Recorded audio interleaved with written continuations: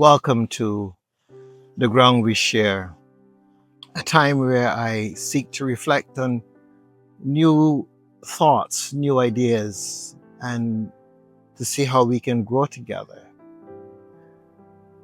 I'm exploring a series that fits the umbrella of experience before explanation. For me, there comes a point in one's journey when inherited language is no longer enough. Not because it was false or because it had no value, but mainly because it was never meant to be the final word on reality. For a long time, especially in the Western world, we have been trained to begin with explanation, define it, classify it, systematize it, make it fit, and only then to trust it. But that is not how the deepest truths of human existence arrive. We do not begin with explanation. We begin with experience.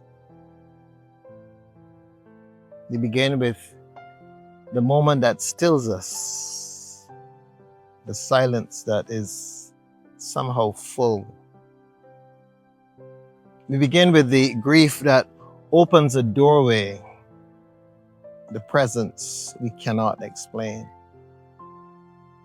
We begin with the knowing that arises before thought has found its words, and only afterward do we begin to speak.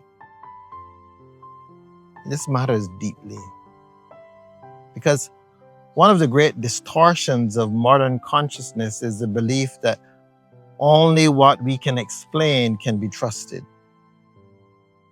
But human beings have always known more than they could prove. They have known presence, mystery, depth. The visible world is not the whole of what is. Our foreparents knew this.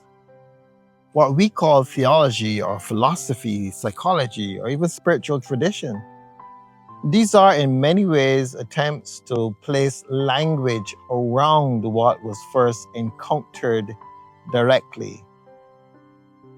They're not the encounter itself. They are responses to the encounter. And the difficulty begins when the responses try to dominate the reality of that which arose. When explanation overrules experience, the soul begins to suffocate.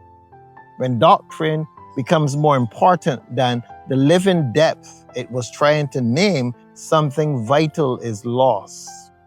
When inherited concepts become too rigid, they can no longer hold the widening field of our human awareness. And I believe we are living in such a widening. Human consciousness has moved. Our understanding of the psyche has moved. Our awareness of trauma, embodiment, multiplicity, nature, and presence, they've all moved.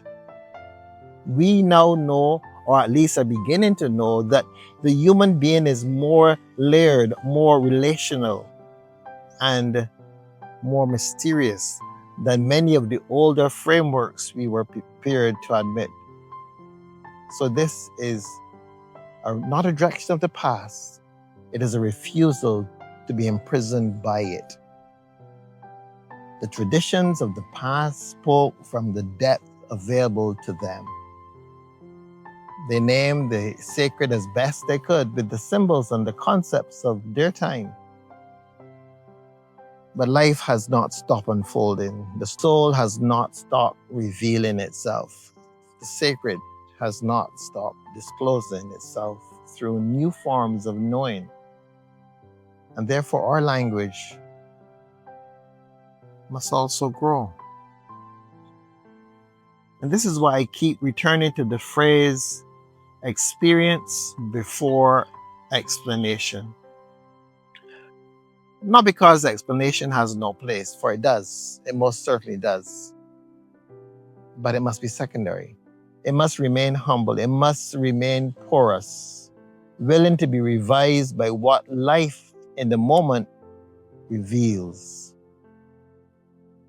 There are things the body knows before the mind understands. Things the soul knows before doctrine gives permission. Things presence reveals which no system can fully contain. Perhaps maturity begins when we stop demanding that reality fit the theories we inherited. Perhaps it begins when we become quiet enough, honest enough, spacious enough to let life speak again. Not merely through the books we read, not merely through the institutions, but through silence, nature, relationship, suffering, breath, awakening. Experience before explanation. It's not anti-intellectual. It is a discipline of humility. It is a way of saying that truth is first lived, then spoken, encountered, then interpreted, breathed, then named. And so if we are willing to live that way, then perhaps a new language may just arrive. Not a language that betrays the old wisdom, but one that carries it a little further. One more equipped for this hour. One more faithful to the depth of what human beings are actually living in this time. And that, I believe, is part of the work that is before us now. Let us seek the experience, and then we might explain it. Experience before explanation.